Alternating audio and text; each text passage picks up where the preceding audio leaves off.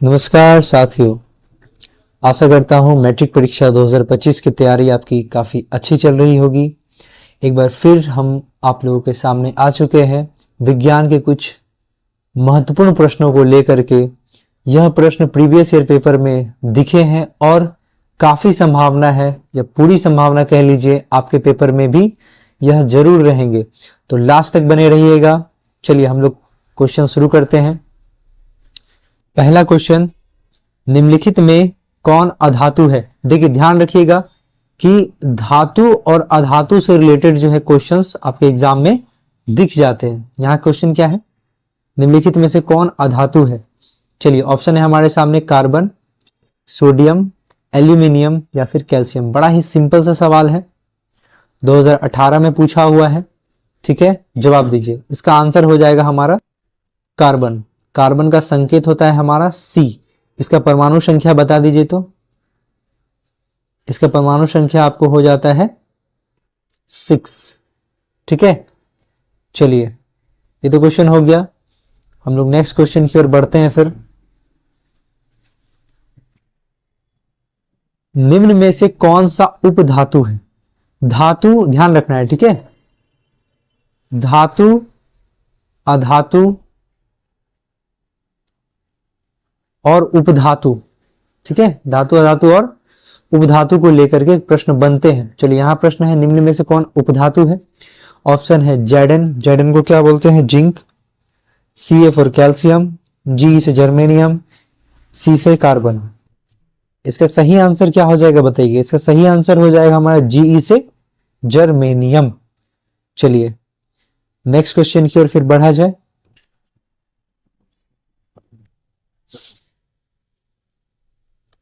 Next प्रश्न है कि खाद्य पदार्थ के डिब्बों पर जिंक के बजाय जो है टीन का लेप क्यों चढ़ा होता है? बताइए। टीन की अपेक्षा जिंक कम अभिक्रियाशील है। दूसरा ऑप्शन, टीन की अपेक्षा जिंक का गलनांक अधिक है। तीसरा ऑप्शन, टीन की अपेक्षा जिंक अधिक है, जिंक महंगा है। या डी ऑप्शन, टीन की अपेक्षा जिंक अधिक अभिक्रियाशील है। बात को समझिए, खाद्य पदार्थ का जो डिब्बा होता है उसमें खाने पीने का सामान रखा रहता है, ठीक है। अगर इसमें ज्यादा क्रियाशील, ठीक है, ज्यादा क्रियाशील वाला लेप चढ़ा करके रखेंगे तो क्या हो जाएगा? ये जल्दी ऑक्सीडाइज्ड हो जाएगा, मतलब खराब हो जाएगा। खाद्य पदार्थ का सामान ज्यादा जल्दी जो है खराब हो जाएगा। तो यहां क्या बोला है कि जिंक के बजाय, मतलब जिंक का उपयोग नहीं करते हैं, टीन का उपयोग करते हैं। क्यों? क्योंकि टीन जो है वो कम अभिक्रियाशील है। टीन जो है वो कम अभिक्रियाशील है और जैडन जो है वो ज्यादा अभिक्रियाशील है। ठीक है, तो ऑप्शन कहां मिल रहा है? A B C D. तो हमारा आंसर हो जाएगा जिंक अधिक अभिक्रियाशील है और टीन कम अभिक्रियाशील है। ठीक है, सो हमारा आंसर डी हो जाएगा। चलिए नेक्स्ट क्वेश्चन की ओर बढ़ा जाए। फिर कौन विद्युत का सर्वोत्तम सुचालक है? बड़ा ही सिंपल क्वेश्चन है, 2016 का प्रश्न है। चलिए, A number Cu copper, B number Ag silver, C number Al aluminium, D number Fe iron. बताइए इसका आंसर क्या होगा?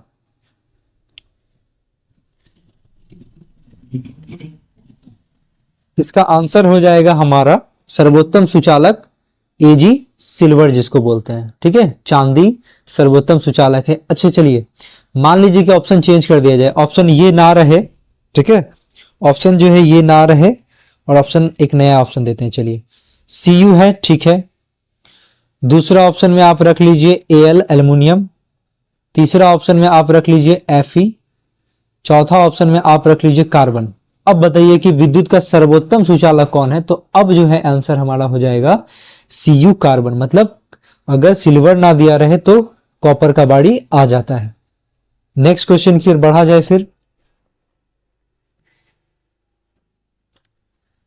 नेक्स्ट क्वेश्चन हमारे सामने, निम्नांकित में से कौन उपधातु है? उपधातु, ठीक है। चलिए बताइएगा, Fe, Cu, Ni या Sb। इसका सही आंसर हो जाएगा हमारा Sb, ठीक है। चलिए एक चीज ध्यान रखना है, इसके साथ हम लोग ये भी देख लेते हैं कि Fe क्या है? हमारा मेटल है, यानी धातु। कॉपर भी क्या है? मेटल ही है। निकेल भी क्या है? मेटल ही है। चलिए फिर नेक्स्ट क्वेश्चन की ओर फिर बढ़ा जाए। पीतल है, ठीक है, 2016 का भी है और 2021 में भी पूछा गया है, ध्यान देना है। पीतल क्या है, ध्यान देना है, धातु, अधातु, मिश्र धातु या उपधातु। इसका सही आंसर हो जाएगा हमारा मिश्र धातु। और ध्यान रखना है कि मिश्र धातु से रिलेटेड जो है ऑब्जेक्टिव जो है आपके एग्जाम में एकदम रहेगा, ठीक है। तो जैसे कि ध्यान रख लेना है, पीतल के अलावा और कौन कौन सा मिश्र धातु है, कांसा हो गया है ना, सोल्डर हो गया, इसके अलावा हो जाएगा आपका गन मेटल, ठीक है, गन मेटल हो जाएगा, ठीक है। इसके अलावा स्टील हो जाएगा, क्या हो जाएगा, स्टेनलेस स्टील जिसको बोलते हैं। तो ये 4 नाम याद रखिएगा। चलिए नेक्स्ट क्वेश्चन की ओर बढ़ा जाए। निम्न में कौन आयनिक यौगिक है, क्या बोला जा रहा है, आयनिक यौगिक है। इससे भी रिलेटेड क्वेश्चंस जो है एग्जाम में दिख जाएंगे। एक तो दिखेगा आपको आयनिक यौगिक करके, एक दिख जाएगा आपको सहसंयोजक जिसको बोलते हैं कोवलेंट, ठीक है, कोवलेंट कंपाउंड करके दिख जाएगा, एक दिख जाएगा आपको आयनिक यौगिक करके। तो पहले आयनिक यौगिक का प्रश्न कर लिया जाए, है ना। बोल रहा है कि निम्न में से कौन आयनिक यौगिक, आइए ऑप्शन CH2, ध्यान देना है, CH कार्बन और हाइड्रोजन मिलकर के जो है वो हाइड्रोकार्बन बन जाता है। क्या बन जाता है, हाइड्रोकार्बन बन जाता है। तो वो तो जो है वो आयनिक यौगिक नहीं ही होगा, ये याद रखना है, ठीक है। एक मिनट, इसको जरा इरेज कर लिया जाए, है ना। चलिए ठीक है, ध्यान रखना है। जैसे कि आपके सामने लिख दिया CH4, तो ये भी हाइड्रोकार्बन ही है, ये आयनिक यौगिक नहीं हो सकता है, ठीक है। जैसे लिख दिया C2H6, तो ये भी क्या हो जाएगा, सहसंयोजक यौगिक। ये भी जो है क्या बोलते हैं, हाइड्रोकार्बन ही हो जाएगा, लेकिन आयनिक यौगिक जो है ये नहीं होगा। तो ये जो है A नंबर आयनिक यौगिक नहीं है। चलिए ठीक है, नेक्स्ट ऑप्शन CO2 कार्बन और ऑक्सीजन, तो यहां तो दोनों अधातु है, तो ये तो गलत ही हो गया। सी नंबर में आइए, CaCO3, यही सही आंसर हुआ, ठीक है, बताते हैं ना, CaCO3। ध्यान देना है, Ca पे जो है, ठीक है, Ca पे +2 चार्ज होता है, ठीक है, और CO3 पे भी जो है -2 का चार्ज है, ठीक। तो ये कुल मिलाकर के आयनिक यौगिक बन जाएंगे। नेक्स्ट क्वेश्चन की ओर फिर बढ़ा जाए। सॉरी, पहले पिछले वाले को कर लेते हैं ना, एक मिनट, ये रहा। इसका सही आंसर क्या हो जाएगा, 7 नंबर के क्वेश्चन का सही आंसर हो जाएगा हमारा CaCO3। चलिए ठीक है, फिर आगे बढ़ा जाए।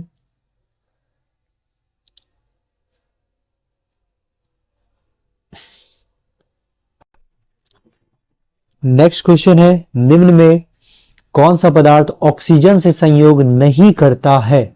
चलिए ऑप्शन देखते हैं, तांबा, गोल्ड, जिंक, पोटेशियम। इसका सही आंसर क्या होगा, आप लोग बताइए। इसका सही आंसर हमारा हो जाएगा, ठीक है, इसका सही आंसर हमारा हो जाएगा गोल्ड। आप लोग देखे होंगे, है ना, सोना का जो हार्ड सब होता है, क्या उस पे जंग लगता है क्या। सोना का हार्ड पे, AU को बोलते हैं ना सोना, है ना, उसका जो हार होता है, क्या उस पे जंग लगता है, बिल्कुल नहीं लगता है, ठीक है, जंग नहीं लगता है। क्यों, क्योंकि वो जो है ऑक्सीजन से जो है रिएक्शन नहीं के बराबर जो है करता है। लेकिन फिर तांबा बोलिएगा तो वो ऑक्सीजन से रिएक्शन कर जाएगा, है ना, जिंक भी कर सकता है, पोटेशियम भी कर सकता है, लेकिन गोल्ड जो है वो नहीं के बराबर करेगा इन सभी की तुलना में। तो इसका सही आंसर हमारा हो जाएगा गोल्ड। चलिए नेक्स्ट क्वेश्चन की ओर बढ़ा जाए फिर। शुद्ध सोना, है ना, शुद्ध सोना को व्यक्त किया जाता है, 2014 का प्रश्न है, ठीक है, 22 कैरेट, 24 कैरेट, 20 कैरेट या 12 कैरेट। इसका सही आंसर हमारा हो जाएगा, शुद्ध सोना जो है वो 24 कैरेट का होता है, ठीक है।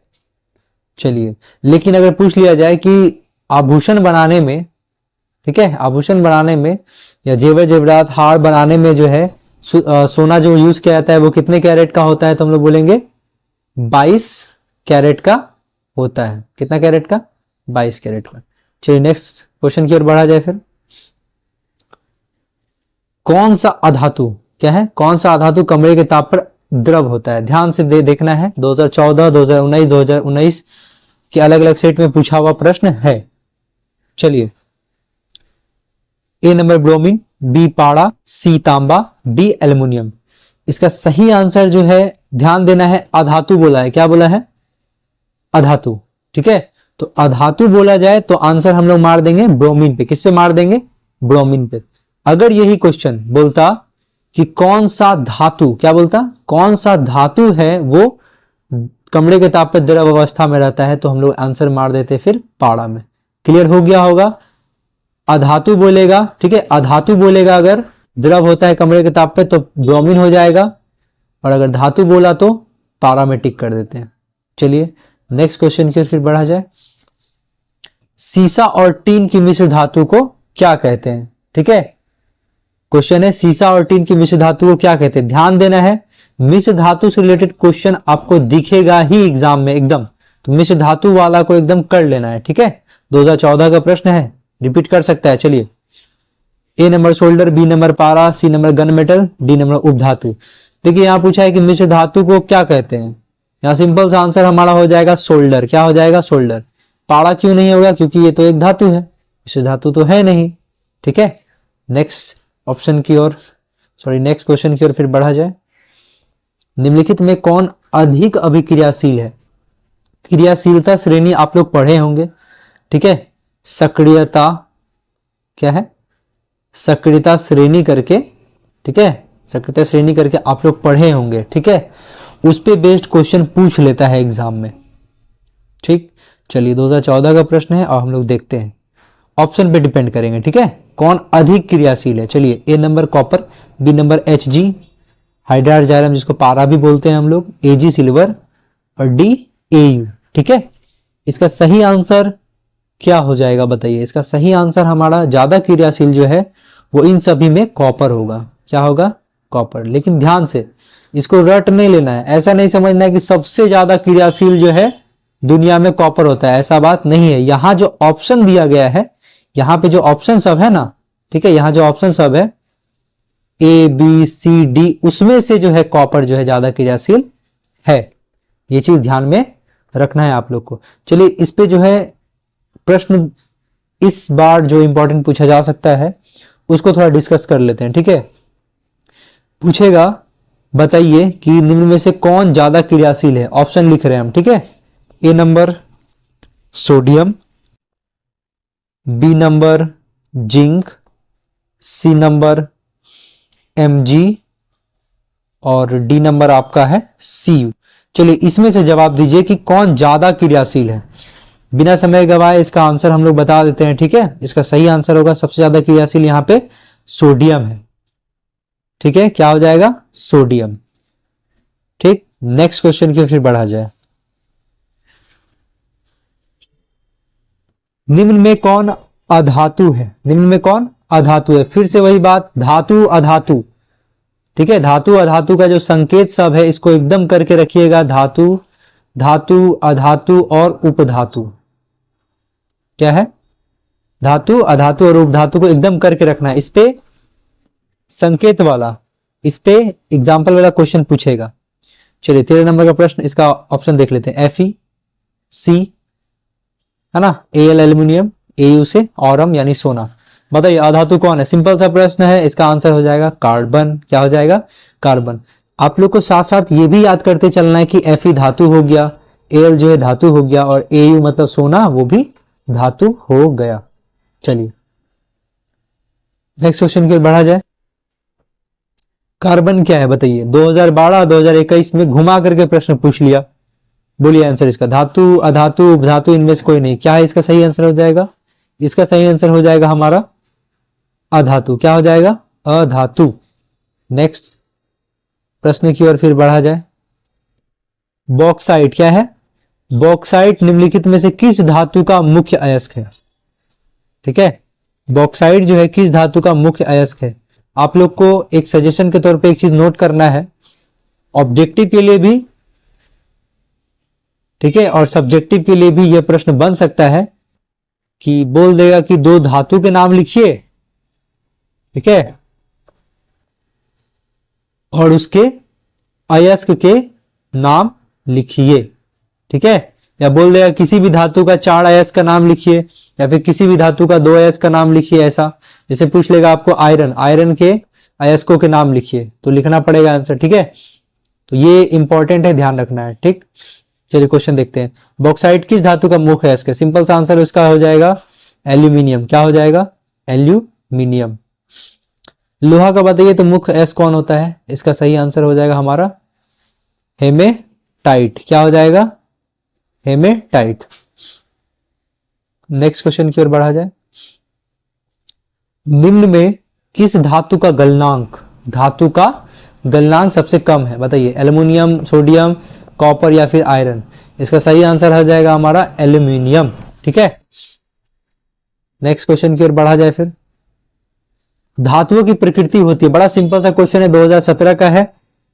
ए नंबर विद्युत धनात्मक, बी नंबर विद्युत ऋणात्मक, यहां गलत लिखा हुआ है। ठीक है, समझ जाना है। ए नंबर विद्युत धनात्मक, बी नंबर विद्युत ऋणात्मक, सी नंबर उदासीन, डी नंबर इनमें से कोई नहीं। तो धातु जो होता है वो नेचर में हमारा, ठीक है, विद्युत धनात्मक हो जाएगा। क्या हो जाएगा?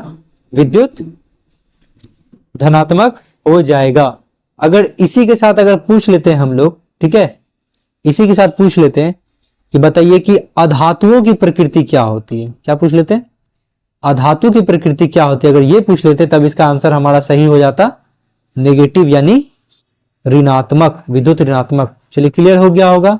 अच्छा, एक क्वेश्चन और पूछ लेते हैं फिर, तो क्यों छोड़ना उसको, है ना। अगर पूछ लिया जाए कि परमाणु जो होता है प्रकृति में कैसा होता है? क्या बोले? परमाणु जो होता है प्रकृति में कैसा होता है? तो आंसर हो जाएगा उदासीन। क्या हो जाएगा? उदासीन। चलिए, क्लियर हो गया होगा, है ना। आगे चलते हैं फिर। लोहा एवं प्रस्पात को जंग से, मतलब जंग जो लग जाता है लोहा का सामान सब में, है ना, उसको सुरक्षित रखने के लिए उस पर किस धातु की पतली परत चढ़ाई जाती है? किस धातु, किस धातु की? ठीक है, बोले तांबा, चांदी, सोना या जिंक? इसका सही आंसर क्या हो जाएगा बताइए? इसका सही आंसर हमारा जिंक हो जाएगा। जिंक को हम लोग जर्डन बोलते हैं, ध्यान रखना है। ठीक है, क्लियर। चले आगे फिर। नेक्स्ट क्वेश्चन है, किस रासायनिक यौगिक को गर्म करने पर प्लास्टर ऑफ पेरिस बनता है? मतलब कौन सा वह यौगिक है जिसको अगर हम लोग गर्म कर देंगे ना, ये गर्म का साइन है, क्या गर्म कर देंगे तो वो बन जाएगा प्लास्टर। क्या बन जाएगा?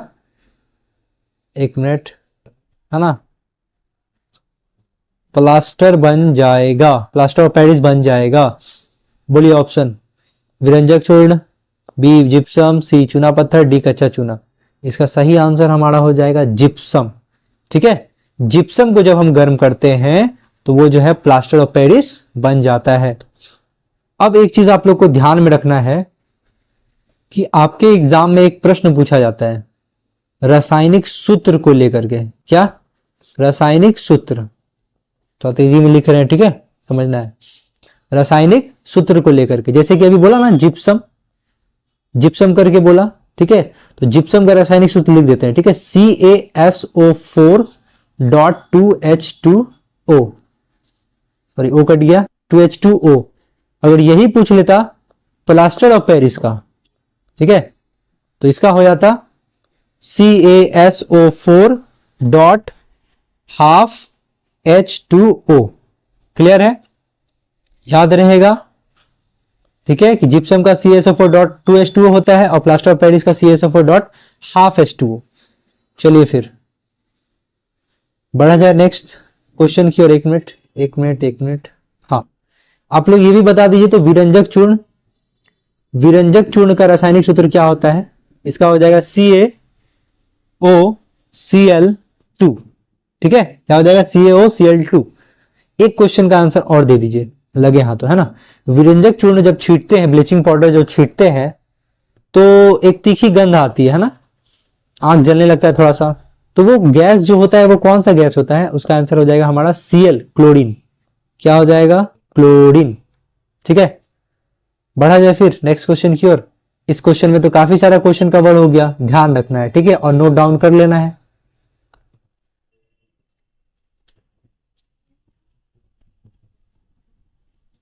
विद्युत अपघटनी परिष्करण में अशुद्ध धातु, मतलब जब इलेक्ट्रोलिसिस करते हैं धातु के शोधन प्रक्रिया के दौरान, ठीक है, तो उसमें एक एनोड बनाते, एक कैथोड बनाते हैं ना, तो बोल रहा है कि अशुद्ध धातु को, मतलब इम्प्योर जो है, अशुद्ध धातु को हम लोग कहां रखते हैं, एनोड पे कि कैथोड पे? बताइए। इसका सही आंसर हमारा हो जाएगा एनोड। क्या हो जाएगा? एनोड। ठीक है, चलिए आप लोग कमेंट में बताइएगा कि इसी अभिक्रिया में, मतलब वैद्युत अपघटनी परिष्करण जो हो रहा है, ठीक है, इसमें शुद्ध धातु जो है, कौन सा शुद्ध धातु जो है वो कहां पे जमा होता है? बताइएगा। ठीक है, यही ऑप्शन है, एनोड, कैथोड, अपघट्य, इनमें से सभी। सोच के बताइएगा। फिलहाल इसका आंसर 20 नंबर प्रश्न का कि विद्युत अपघटनी परिष्करण में अशुद्ध धातु को बनाया जाता है, 2018 का प्रश्न है, इसका आंसर हो जाएगा हमारा एनोड। नेक्स्ट क्वेश्चन चलिए, जब मैग्नीशियम फीता को जलाते हैं, ठीक है, मान लीजिए मैग्नीशियम का यहां पे फीता पड़ा हुआ है, ठीक है, इसको जो है जला दिए हम लोग, ठीक, थोड़ा अलग किस्म का जल गया है, ठीक है, समझ लीजिए इसको जला दिए, ठीक, तो लौ उत्पन्न होगी, क्लियर बात है। कौन सी लौ उत्पन्न होगी? 2018 का प्रश्न है, इस बार भी पूछा जा सकता है, ठीक है, पीली, नीली, चमकीली, उजला या लाल? इसका सही आंसर हो जाएगा हमारा चमकीला उजला, याद रखिएगा। ठीक है, नेक्स्ट क्वेश्चन की ओर बढ़ते हैं। फिर लोहे की परमाणु संख्या, ये भी एकदम स्टार लगा लीजिए, एकदम काफी इंपॉर्टेंट प्रश्न है, परमाणु संख्या से रिलेटेड पूछ लेगा एग्जाम में, बोल देगा कि लोहे का परमाणु संख्या बता दीजिए, जैसे कि यहां पूछ लिया है लोहे की परमाणु संख्या बता दीजिए, तो लोहे की परमाणु संख्या हो जाएगी 26। क्या हो जाएगी? 26। ठीक है, आप लोग एक क्वेश्चन अपने तरफ से पूछ रहे हैं, ठीक है, बताइए तो मैग्नीशियम का परमाणु संख्या कितना होता है? मैग्नीशियम का परमाणु संख्या हो जाएगा 12। ठीक है, चलिए कॉपी ले लेते हैं एक। बताइए तो सोडियम का परमाणु संख्या कितना होता है? ये सब एग्जाम में एकदम पूछा हुआ सवाल है और पूछा भी जा सकता है, ठीक ना। सोडियम का परमाणु संख्या हो जाएगा 11। क्या हो जाएगा? 11। चलिए बताइए तो कैल्शियम का क्या हो जाता है? कैल्शियम का परमाणु संख्या हो जाएगा हमारा 20। आप सिर्फ सुनते रहिए, ठीक है, आप लोगों को एकदम याद हो जाएगा, इस तरह का प्रश्न एग्जाम में पूछता है। चलिए और फिर कर लेते हैं, लोहा का तो ही है ना। चलिए बता दीजिए तो क्लोरीन का भी पूछता है, ठीक है, बताइए तो क्लोरीन का परमाणु संख्या क्या होता है? क्लोरीन का परमाणु संख्या होता है हमारा 17। क्या हो जाता है? 17। ठीक है, क्लोरीन का परमाणु संख्या 17। चलिए फिर कार्बन का बता दीजिए, ये तो बड़ा सिंपल है ना, कार्बन का 6 हो जाता है। नेक्स्ट, तो आप लोग को ध्यान में रखना है इस चीज को, परमाणु संख्या को। चलिए नेक्स्ट क्वेश्चन है 23 नंबर, रॉयल, एक मिनट, रॉयल जल एक्वारेजिया, ठीक है, जो एक्वारेजिया जो होता है वो रॉयल जल का लैटिन नाम है। चलिए फिलहाल क्वेश्चन में बोल रहा है कि उसमें जो सांद्र हाइड्रोक्लोरिक होता है यानी HCl है ना, और जो सांद्र नाइट्रिक एसिड होता है यानी HNO3, उसका अनुपात बता दीजिए क्या होता है। तो ध्यान में रखना है हम लोग को, HCl 3 होता है, ठीक है, और HNO3 1 होता है। तो इसका सही आंसर क्या हो जाएगा? अब आप बताइए, A number 3:2, B number 2:3, C number 3:1 या D नंबर 1:3। सही आंसर हो जाएगा 3:1। क्लियर है। एक चीज और ध्यान में रखना है, यहाँ पे सांद्र हाइड्रोक्लोरिक आगे है, HCl आगे है, HNO3 पीछे है, इसीलिए 3:1। कभी कभी क्वेश्चन घुमा देता है, बोलेगा कि HNO3 और HCl का अनुपात बताइए, तो जो पहले बोला है उसको पहले लिखना है, तब आंसर हमारा 1:3 हो जाएगा। समझ में आ गया होगा, ठीक है। चलिए नेक्स्ट बढ़ा जाए फिर। एल्युमिनियम पर मोटी ऑक्साइड की परत बन जाती है ना, इस परत बनाने की प्रक्रिया को क्या कहते हैं हम लोग? 2019 का प्रश्न है, बताइए। काफी इंपॉर्टेंट, और इस बार के लिए ये क्वेश्चन काफी इंपॉर्टेंट है, एकदम ध्यान में रखना है, ठीक है। बताइए, एथोडीकरण, एनोडीकरण होगा यहाँ पे, ठीक है। B नंबर कैथोडीकरण, C नंबर दोनों, D नंबर इनमें से कोई नहीं। इसका सही आंसर हमारा A हो जाना है। क्या हो जाना है? A नंबर, कि एल्युमिनियम पर मोटी ऑक्साइड की परत बनाने की जो प्रक्रिया है उसको A नंबर का ऑप्शन बोलते हैं। नेक्स्ट क्वेश्चन की ओर फिर बढ़ते हैं फिर, है ना। चलिए, जंग रोधी स्टील, ठीक है, जंग रोधी स्टील क्या है ये पूछ लिया आपसे, है ना। इसका दूसरा भी नाम बोल सकता है, बोल देगा स्टेनलेस। क्या बोल देगा? स्टेनलेस स्टील, यही पूछ लेगा। स्टेनलेस स्टील क्या है? धातु है, अधातु है, मिश्र धातु? इनमें से कोई नहीं। सिंपल सा आंसर मिश्र धातु है। क्या है? मिश्र धातु। आप लोग को मिश्र धातु वाला प्रश्न बताए हैं, वो एकदम ध्यान में रखिएगा, ठीक है। सबसे अधिक विद्युत ऋणात्मक तत्व 2019 का प्रश्न है, ये भी इस साल के लिए काफी महत्वपूर्ण है, ध्यान रखना है, ठीक है। बोलिए ऑप्शन। क्लोरीन, फ्लोरीन, ऑक्सीजन या आयरन। Fe मतलब फेरम, आयरन बोलते हैं। चलिए इसका सही आंसर क्या हो जाएगा? सबसे अधिक विद्युत ऋणात्मक तत्व, इसका सही आंसर हमारा हो जाएगा फ्लोरीन। कोई कोई बच्चा कंफ्यूजन में क्लोरीन मार देता है, लेकिन गलत हो जाएगा, ठीक है। इसका सही आंसर हमारा होगा फ्लोरीन। क्या हो जाएगा? फ्लोरीन। चलिए नेक्स्ट क्वेश्चन की ओर फिर बढ़ लेते हैं, है ना। क्रायोलाइट किस धातु का अयस्क है? थोड़ा देर पहले ही बोले थे कि धातु और अयस्क वाला एकदम जो है आप लोग को कर लेना है, ठीक है, एकदम कर लेना है, MBBI है ये प्रश्न। तो क्रायोलाइट किसका अयस्क है? तो तांबा का, लोहा का, एल्युमिनियम का या मैग्नीशियम का? इसका सिंपल सा आंसर हमारा हो जाना है एल्यूमिनियम। एक और प्रश्न है इससे रिलेटेड कि एल्युमिनियम का एक और अयस्क है, उसको बोलते हैं हम लोग बॉक्साइट। क्या बोलते हैं? बॉक्साइट। और बॉक्साइट मुख्य अयस्क है, ठीक है। चलिए फिर नेक्स्ट क्वेश्चन की ओर बढ़ा जाए।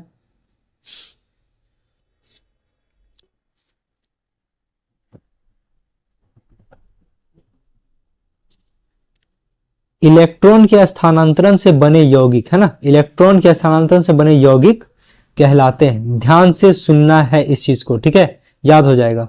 2016 का प्रश्न है, ध्यान से समझिए। अगर बोलेगा कि इलेक्ट्रॉन का, है ना, स्थानांतरण, क्या बोलेगा? इलेक्ट्रॉन का स्थानांतरण अगर बोलेगा, मतलब ट्रांसफर अगर बोलेगा, कंप्लीट ट्रांसफर, पूर्ण स्थानांतरण अगर बोलेगा, तब जो यौगिक बनता है वो होता है विद्युत संयोजी। क्या होता है? विद्युत संयोजी होता है। फिर से बोल देते हैं, ठीक है। इलेक्ट्रॉन का पूर्ण स्थानांतरण, क्या बोलेंगे? इलेक्ट्रॉन का पूर्ण स्थानांतरण या स्थानांतरण से जो बनता है वो होता है विद्युत संयोजी, ठीक है। इसी को बोलते हैं हम लोग आयनिक यौगिक। क्या बोलते हैं? आयनिक यौगिक, ठीक। अगर इसी में क्वेश्चन अगर ये पूछ देता कि इलेक्ट्रॉन का साझा, ये वर्ड रहता, ठीक है, या इलेक्ट्रॉन का साझा, या बोलता है इलेक्ट्रॉन की साझेदारी से जो यौगिक बनता है तो वो क्या कहलाता है? तो इसका आंसर हो जाता है हमारा सहसंयोजी। क्लियर है? अगर बोलेगा, एक मिनट, अगर बोलेगा स्थानांतरण, क्या बोलेगा? स्थानांतरण, समझ लीजिए, ठीक है। स्थानांतरण बोलेगा अगर, तो हो जाएगा हमारा क्या? आयनिक, ठीक है। क्या हो जाएगा? आयनिक या विद्युत, एक मिनट, विद्युत संयोजी, ठीक है। और अगर बोलेगा साझा, इलेक्ट्रॉन का साझा, तब हम लोग बोलेंगे सह संयोजी, सह संयोजी। क्लियर? याद हो जाएगा। नेक्स्ट क्वेश्चन की ओर फिर बढ़ा जाए। निम्नलिखित में से किस धातु को चाकू से आसानी से काटा जा सकता है? 2020 का प्रश्न है, ये प्रश्न काफी बार पूछा गया है एग्जाम में, एकदम ध्यान में रखना है, ठीक है, काफी बार। तो किस धातु को चाकू से आसानी से काट सकते हैं? Aluminium, sodium, magnesium, copper. इसका सही आंसर हमारा हो जाएगा सोडियम। इसका सही आंसर हो जाएगा हमारा सोडियम को काटा जा सकता है। एक बात और सुन लीजिए, ठीक है, पोटेशियम को भी काटा जा सकता है, ठीक, लिथियम को भी जो है वो काटा जा सकता है। तो ऑप्शन पे डिपेंड करेगा, ठीक ना। कभी मान लीजिए कि, चलिए एक इसी क्वेश्चन को पूछ लेते हैं, है ना, नया ऑप्शन दे करके, कि किस धातु को चाकू से, किस धातु को चाकू से आसानी से काट सकते हैं, ठीक है। ये क्वेश्चन है, ऑप्शन देखिए, कॉपर, मैग्नीशियम, पोटेशियम, ठीक है, कॉपर, मैग्नीशियम, पोटेशियम, और एक मान लीजिए आप कार्बन। तो इसका सही आंसर क्या हो जाएगा? पोटेशियम। ऑप्शन पे डिपेंड करेगा, ध्यान रखना है, ठीक है। फिलहाल इस प्रश्न का आंसर कि किस धातु को चाकू से काटा जा सकता है, सोडियम हो जाएगा यहां पे ऑप्शन के हिसाब से, ठीक। चलिए नेक्स्ट क्वेश्चन की ओर बढ़ा जाए फिर, ठीक। नेक्स्ट क्वेश्चन क्या है? चलिए आज के दिन का लास्ट क्वेश्चन है, ठीक है। लोहे के फ्राइंग पैन को जंग से बचाने के लिए क्या करते हैं, ठीक है। क्वेश्चन कट गया है लेकिन समझिए, है ना।